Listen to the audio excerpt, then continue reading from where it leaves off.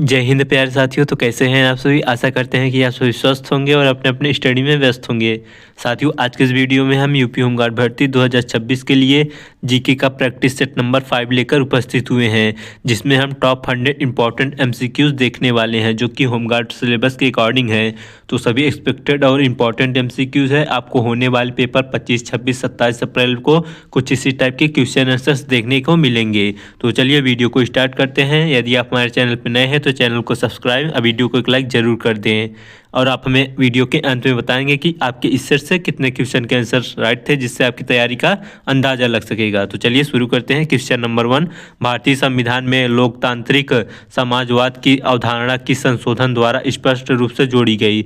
तो भारत के संविधान में जो लोकतांत्रिक समाजवाद की अवधारणा थी वह किस संशोधन के द्वारा स्पष्ट रूप से जोड़ी गई थी। तो करेक्ट आंसर हो जाएगा संशोधन 42वां के अंतर्गत स्पष्ट रूप से लोकतांत्रिक समाजवाद की अवधारणा जोड़ी गई थी भारतीय संविधान में। तो ऑप्शन बी इस क्वेश्चन का करेक्ट आंसर हो जाएगा।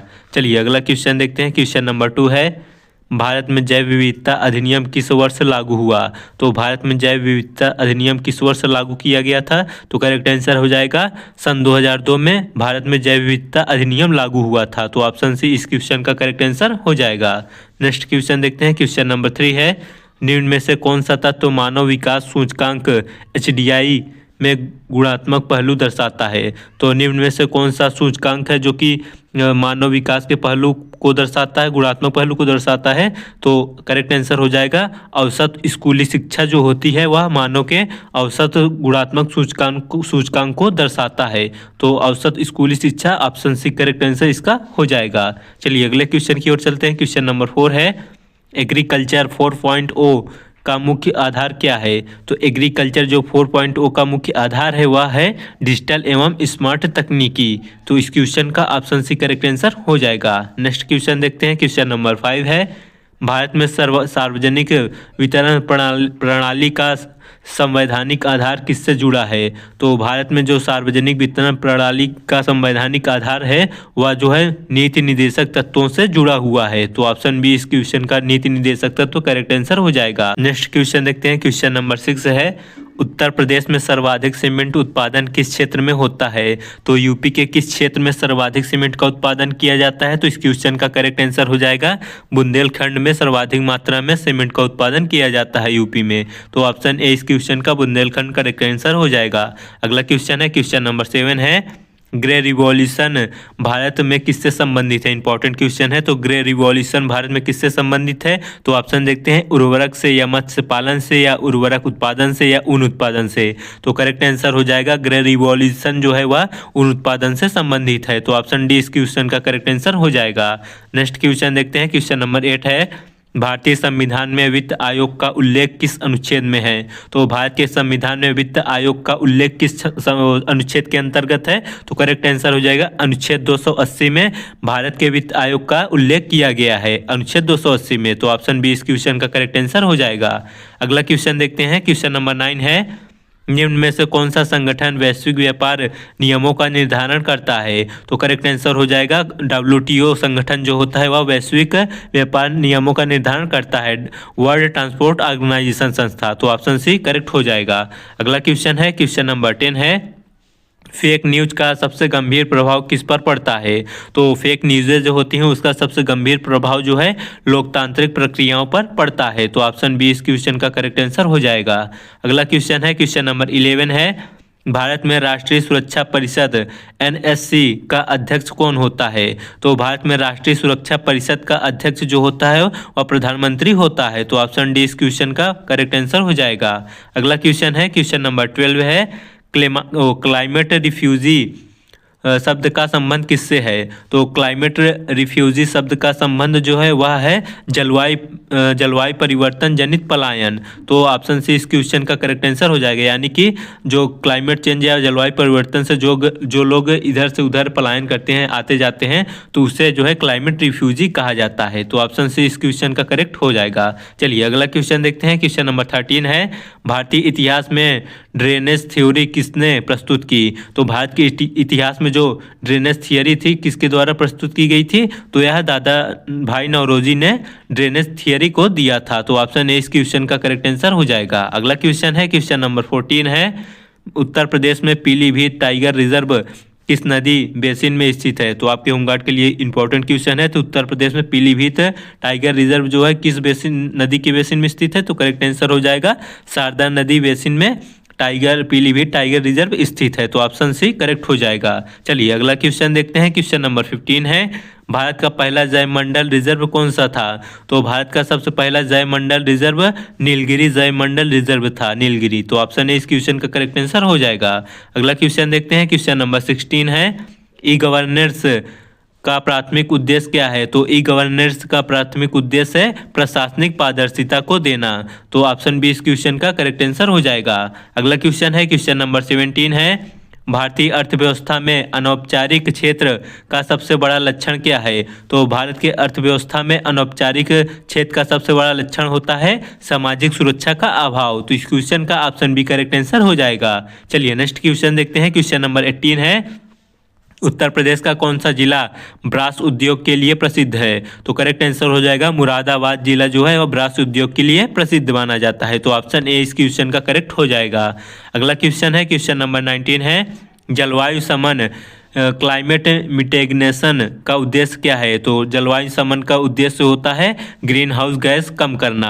तो ग्रीन हाउस गैसें जो CO2 गैसें, मीथेन, ये सब होती हैं गैसें, तो उन गैसों का प्रभाव कम करना जो है जलवायु समन का उद्देश्य होता है। तो ऑप्शन बी इस क्वेश्चन का करेक्ट आंसर हो जाएगा। चलिए अगला क्वेश्चन देखते हैं। क्वेश्चन नंबर 20 है, भारतीय संविधान में किस भाग में आपातकालीन प्रावधान है? तो भारत के संविधान के किस भाग में जो है आपातकालीन का प्रावधान किया गया है?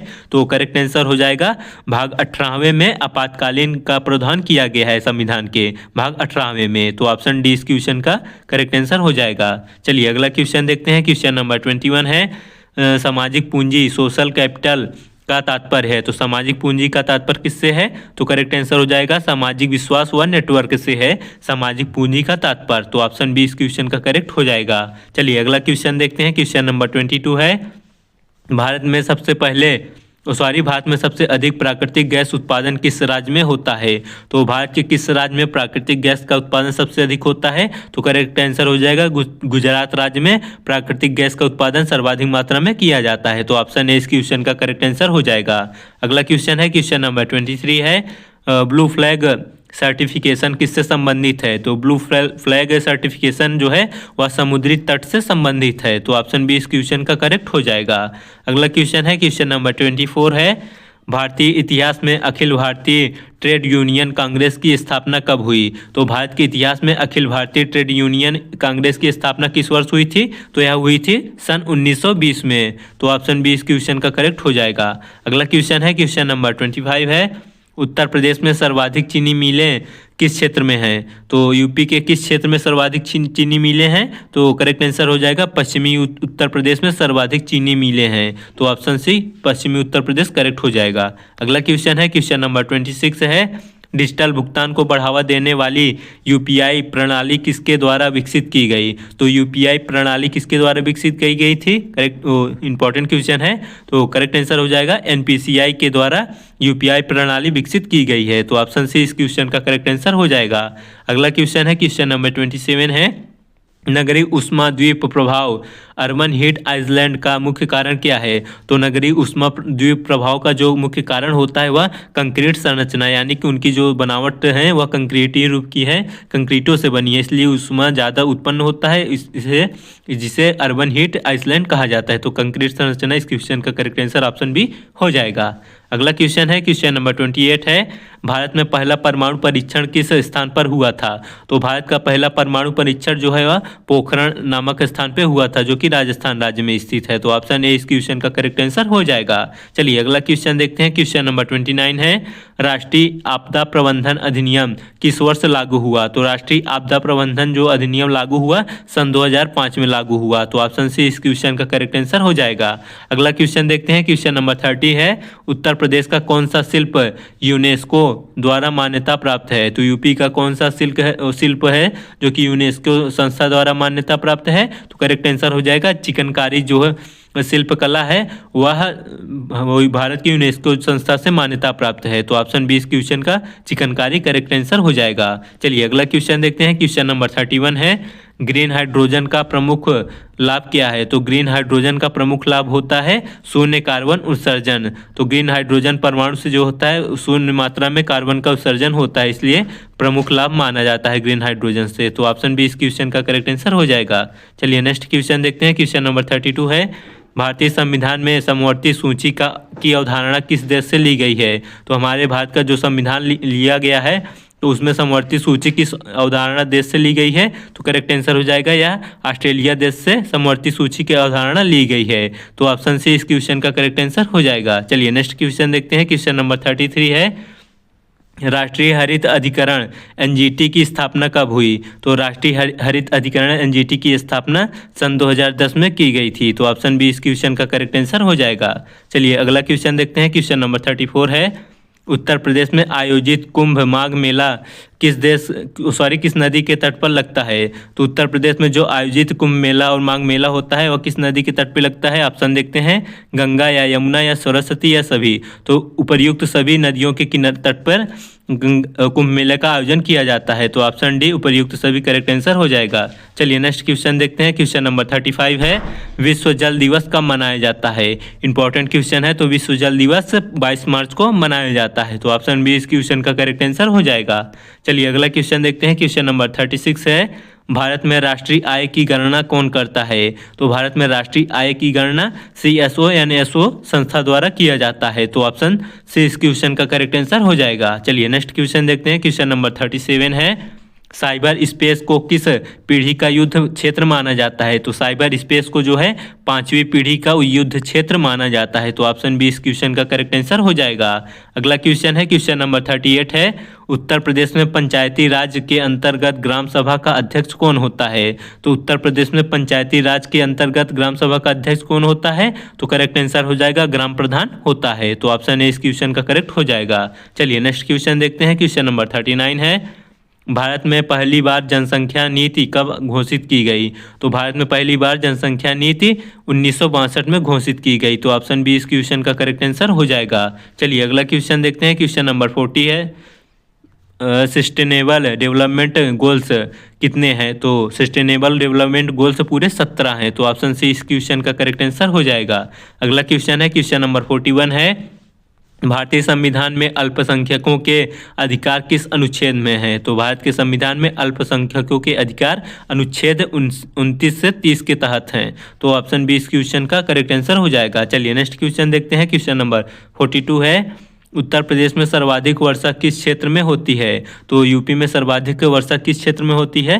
तो करेक्ट आंसर हो जाएगा, सबसे अधिक वर्षा जो है पश्चिमी यूपी में होती है। तो ऑप्शन बी करेक्ट हो जाएगा। अब पश्चिमी यूपी के अंदर कौन कौन से जिले आते हैं? जैसे गोरखपुर हो गया, सहारनपुर हो गया, तो ये सभी जिले जो हैं पश्चिमी यूपी के अंतर्गत आते हैं। चलिए अगला क्वेश्चन देखते हैं। क्वेश्चन नंबर 43 है, राष्ट्रीय महिला नीति का मुख्य उद्देश्य क्या है? तो राष्ट्रीय महिला नीति का मुख्य उद्देश्य होता है लैंगिक समानता। तो ऑप्शन बी इस क्वेश्चन का लैंगिक समानता करेक्ट आंसर हो जाएगा। चलिए नेक्स्ट क्वेश्चन देखते हैं। क्वेश्चन नंबर 44 है, भारत में पहला अंतर्राष्ट्रीय फिल्म महोत्सव कब आयोजित हुआ? तो भारत का पहला अंतर्राष्ट्रीय फिल्म महोत्सव 1952 में आयोजित किया गया। तो ऑप्शन बी इस क्वेश्चन का करेक्ट आंसर हो जाएगा। चलिए अगला क्वेश्चन देखते हैं। क्वेश्चन नंबर 45 है, ग्रीन बॉन्ड का उपयोग किसके लिए किया जाता है? तो ग्रीन बॉन्ड का उपयोग जो है पर्यावरणीय परियोजनाओं के लिए किया जाता है। तो ऑप्शन सी इस क्वेश्चन का करेक्ट आंसर हो जाएगा। अगला क्वेश्चन देखते हैं। क्वेश्चन नंबर 46 है, उत्तर प्रदेश का कौन सा नगर इत्र नगरी के नाम से जाना जाता है? तो यूपी का कौन सा नगर है जो कि इत्र नगरी के नाम से जाना जाता है? तो वह है कन्नौज नगर। तो ऑप्शन ए इस क्वेश्चन का करेक्ट आंसर हो जाएगा। अगला क्वेश्चन देखते हैं। क्वेश्चन नंबर 47 है, भारतीय संविधान का आधार संरचना सिद्धांत किस मामले से जुड़ा है? तो भारत के संविधान का जो आधार संरचना सिद्धांत है वह केशवानंद भारती से जुड़ा हुआ है। ऑप्शन बी इस क्वेश्चन का करेक्ट आंसर हो जाएगा।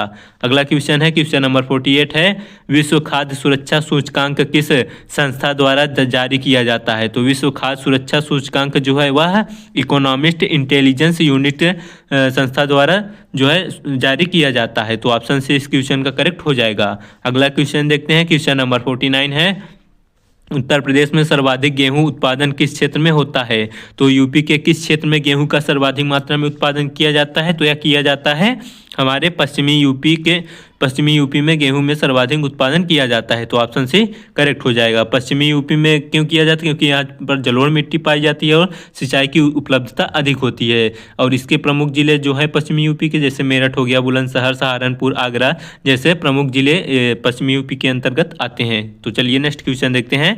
क्वेश्चन नंबर 50 है, सोशल इंजीनियरिंग शब्द का प्रयोग किस संदर्भ में होता है? तो सोशल इंजीनियरिंग शब्द का प्रयोग जो है वह साइबर अपराध में किया जाता है। तो इस क्वेश्चन का ऑप्शन सी करेक्ट आंसर हो जाएगा। चलिए नेक्स्ट क्वेश्चन देखते हैं। क्वेश्चन नंबर 51 है, भारत में राष्ट्रीय जांच एजेंसी NIA की स्थापना कब हुई? तो भारत में राष्ट्रीय जांच एजेंसी की स्थापना सन 2009 में हुई है। तो ऑप्शन सी करेक्ट हो जाएगा।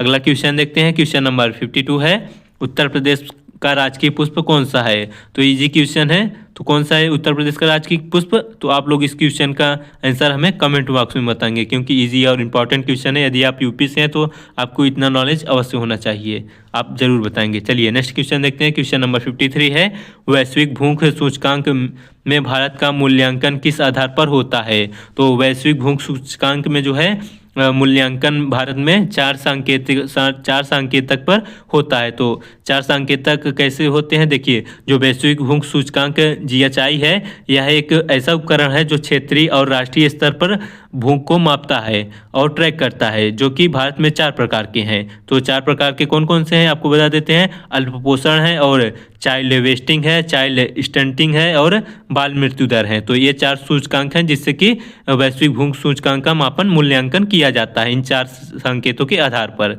तो ऑप्शन भी करेक्ट हो जाएगा। बोर्ड नहीं है ना, तो आपको एक्सप्लेन करके समझाते हैं, क्योंकि यहाँ पर स्पेस बहुत कम है। तो आपसे निवेदन है कि प्लीज़ हमें सपोर्ट करें, जल्द से जल्द हम एक अच्छा सा बोर्ड ले सकें और आपको अच्छे और विस्तार तरीके से पढ़ा सकें। आशा है कि आप लोग वीडियो को लाइक कर दिए होंगे और अपने दोस्तों के साथ जरूर शेयर कर दें। चलिए नेक्स्ट क्वेश्चन देखते हैं। क्वेश्चन नंबर 54 है, भारतीय संविधान में लोक सेवा आयोग का उल्लेख किस अनुच्छेद में है? तो भारत के संविधान में लोक सेवा आयोग UPSC का उल्लेख जो है वह अनुच्छेद 315 से 323 के तहत है। UPSC का उल्लेख। तो ऑप्शन बी इस क्वेश्चन का करेक्ट आंसर हो जाएगा। चलिए नेक्स्ट क्वेश्चन देखते हैं। क्वेश्चन नंबर 55 है, उत्तर प्रदेश का सबसे बड़ा मानव निर्मित जलाशय कौन सा है? तो यूपी का सबसे बड़ा मानव निर्मित जलाशय कौन सा है? तो करेक्ट आंसर हो जाएगा यह है रिहंद, जो कि जिसका एक और नाम है गोविंद वल्लभ पंत सागर भी, जिसे रिहंद को कहा जाता है, जो कि सोनभद्र जिले में स्थित है। तो यही यूपी का सबसे बड़ा मानव निर्मित जलाशय है रिहंद। तो ऑप्शन बी इस क्वेश्चन का करेक्ट हो जाएगा। अगला क्वेश्चन देखते हैं। क्वेश्चन नंबर 56 है, डिजिटल पब्लिक इंफ्रास्ट्रक्चर का उदाहरण कौन सा है? तो डिजिटल पब्लिक इंफ्रास्ट्रक्चर का उदाहरण जो है वह आधार कार्ड है, या फिर आधार कह सकते हैं, क्योंकि आधार कार्ड ही जो होता है एक व्यक्ति की पहचान होती है। इसी के माध्यम से डिजिटल रूप से इंफ्रास्ट्रक्चर किया जाता है। तो इसका उदाहरण आधार हो जाएगा। तो ऑप्शन ए इस क्वेश्चन का करेक्ट हो जाएगा। चलिए नेक्स्ट क्वेश्चन देखते हैं। क्वेश्चन नंबर 57 है, भारत में राष्ट्रीय खेल दिवस किसकी जयंती पर मनाया जाता है? तो भारत में राष्ट्रीय खेल दिवस मेजर ध्यानचंद की जयंती पर मनाया जाता है। तो ऑप्शन ए इस क्वेश्चन का करेक्ट आंसर हो जाएगा। अगला क्वेश्चन देखते हैं। क्वेश्चन नंबर 58 है, उत्तर प्रदेश में राज्य वित्त आयोग का कार्यकाल कितना होता है? तो उत्तर प्रदेश में राज्य वित्त आयोग का कार्यकाल पूरे 5 वर्षों का होता है। तो ऑप्शन सी इस क्वेश्चन का करेक्ट आंसर हो जाएगा। अगला क्वेश्चन देखते हैं। क्वेश्चन नंबर 59 है, मानव पूंजी का तात्पर्य है? तो मानव पूंजी का तात्पर्य किससे है? तो करेक्ट आंसर हो जाएगा, मानव पूंजी का तात्पर्य जो होता है शिक्षा व कौशल पे होता है। तो ऑप्शन बी करेक्ट हो जाएगा। चलिए अगला क्वेश्चन देखते हैं। क्वेश्चन नंबर 60 है, भारत में पहली बार ई चुनाव मशीन का प्रयोग कब हुआ?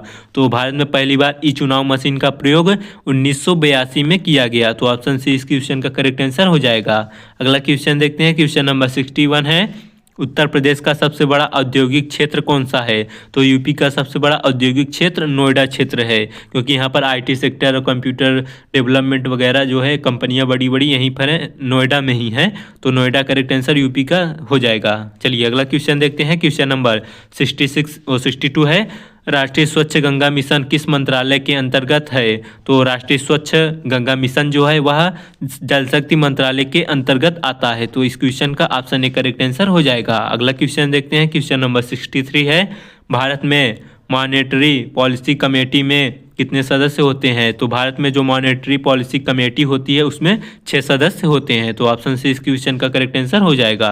अगला क्वेश्चन है क्वेश्चन नंबर 64 है, उत्तर प्रदेश का कौन सा मेला यूनेस्को सूची में शामिल है? तो यूपी का ऐसा कौन सा मेला है जो कि यूनेस्को की सूची में शामिल है? तो करेक्ट आंसर हो जाएगा कुंभ मेला जो है वह यूनेस्को की सूची में शामिल है। तो ऑप्शन सी इस क्वेश्चन का करेक्ट आंसर हो जाएगा। चलिए अगला क्वेश्चन देखते हैं। क्वेश्चन नंबर 65 है, राष्ट्रीय बाल अधिकार संरक्षण आयोग की स्थापना कब हुई? तो राष्ट्रीय बाल अधिकार संरक्षण की आयोग की स्थापना सन 2006 में हुई है। तो ऑप्शन बी इस क्वेश्चन का करेक्ट आंसर हो जाएगा। अगला क्वेश्चन है क्वेश्चन नंबर 66 है, भारत में सबसे अधिक तांबा उत्पादन किस राज्य में होता है? तो भारत के उड़ीसा राज्य में सर्वाधिक मात्रा में मध्य प्रदेश में तांबे का उत्पादन होता है, सर्वाधिक मात्रा में हो जाएगी। एमपी में सर्वाधिक मात्रा में तांबे का उत्पादन होता है। तो इस क्वेश्चन का ऑप्शन सी करेक्ट आंसर होगा।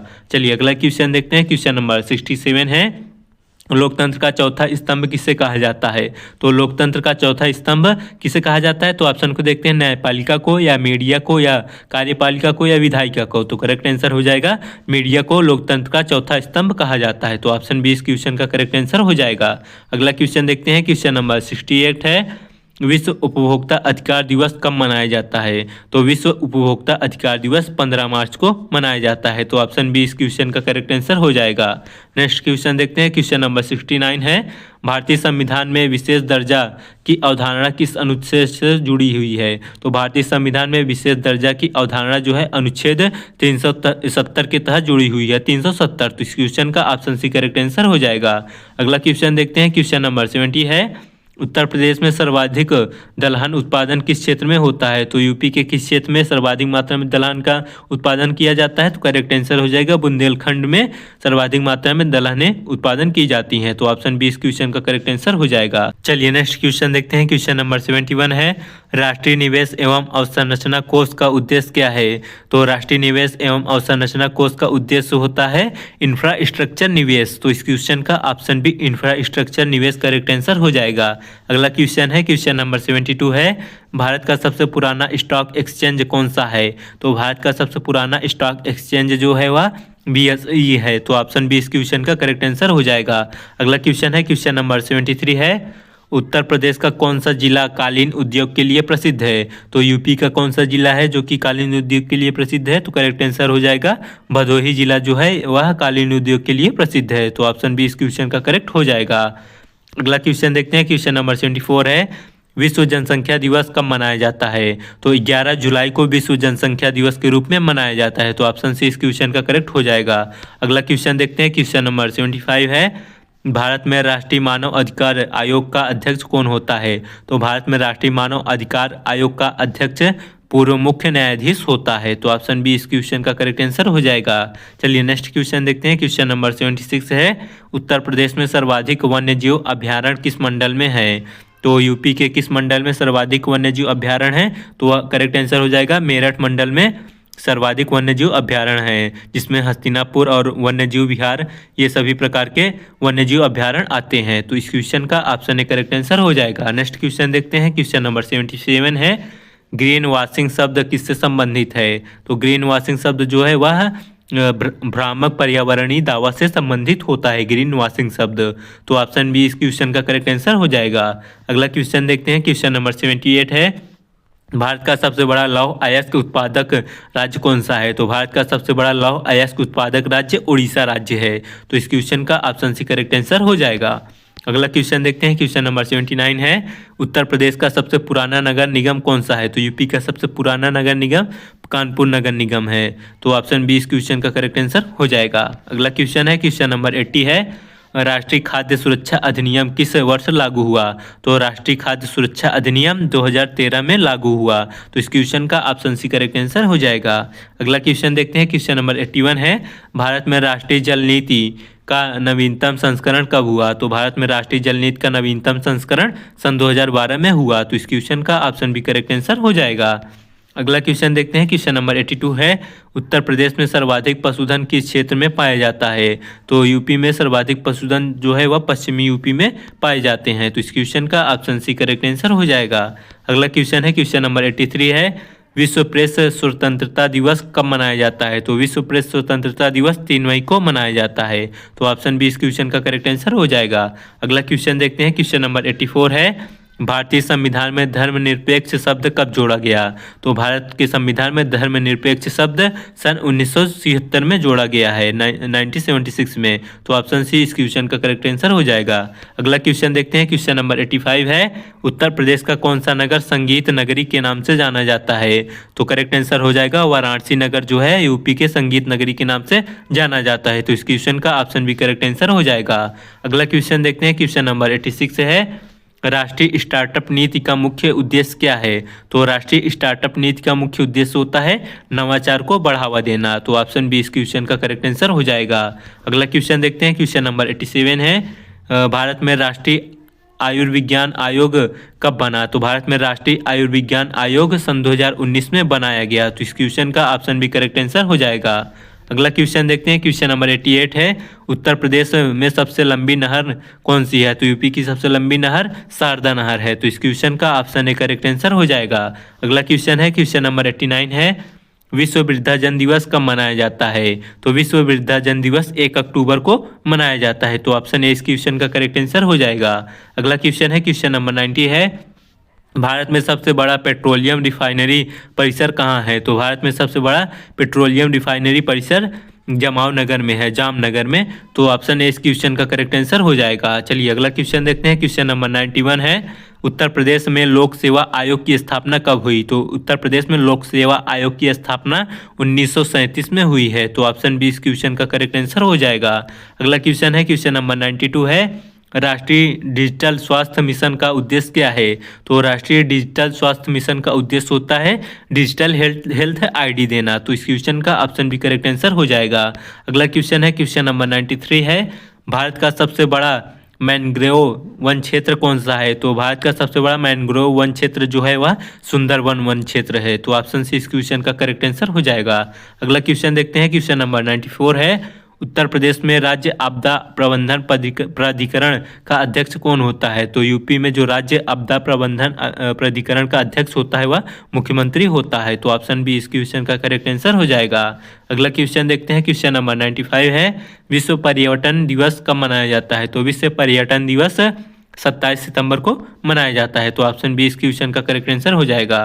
अगला क्वेश्चन है, क्वेश्चन नंबर 96 है, भारत में राष्ट्रीय ग्रामीण आजीविका मिशन किससे संबंधित है? तो भारत में राष्ट्रीय ग्रामीण आजीविका मिशन जो होता है वह महिला एवं स्वयं सहायता समूहों से संबंधित होता है। तो ऑप्शन बी इस क्वेश्चन का करेक्ट आंसर हो जाएगा। अगला क्वेश्चन देखते हैं, क्वेश्चन नंबर 97 है, उत्तर प्रदेश का सबसे छोटा जिला क्षेत्रफल की दृष्टि से कौन है? तो यूपी का सबसे छोटा जिला क्षेत्रफल की दृष्टि से हापुड़ जिला है। तो ऑप्शन ए इस क्वेश्चन का करेक्ट आंसर हो जाएगा। अगला क्वेश्चन देखते हैं, क्वेश्चन नंबर 98 है, वैश्विक शांति सूचकांक किस संस्था द्वारा जारी किया जाता है? तो वैश्विक शांति सूचकांक जो है वह Institute for Economics and Peace संस्था द्वारा जारी किया जाता है। तो ऑप्शन सी इस क्वेश्चन का करेक्ट आंसर हो जाएगा। चलिए नेक्स्ट क्वेश्चन देखते हैं, क्वेश्चन नंबर 99 है, भारत में राष्ट्रीय खेल विश्वविद्यालय कहाँ स्थित है? तो भारत का राष्ट्रीय खेल विश्वविद्यालय कहाँ स्थित है? तो यह है मणिपुर राज्य में। तो इस क्वेश्चन का ऑप्शन भी करेक्ट आंसर हो जाएगा। चलिए नेक्स्ट एंड लास्ट क्वेश्चन देखते हैं, क्वेश्चन नंबर 100 है, भारतीय संविधान का हृदय और आत्मा किसे कहा जाता है? इंपॉर्टेंट क्वेश्चन है। तो भारतीय संविधान का हृदय और आत्मा जो है अनुच्छेद 32 को कहा जाता है, अनुच्छेद 32। तो ऑप्शन डी इस क्वेश्चन का करेक्ट आंसर हो जाएगा। तो साथियों ये थे होमगार्ड के लिए टॉप 100 जीके के इंपॉर्टेंट क्वेश्चन है मॉडल पेपर। तो वीडियो को एक लाइक, चैनल को सब्सक्राइब अवश्य कर दें। मिलते हैं नेक्स्ट वीडियो में, तब तक के लिए धन्यवाद।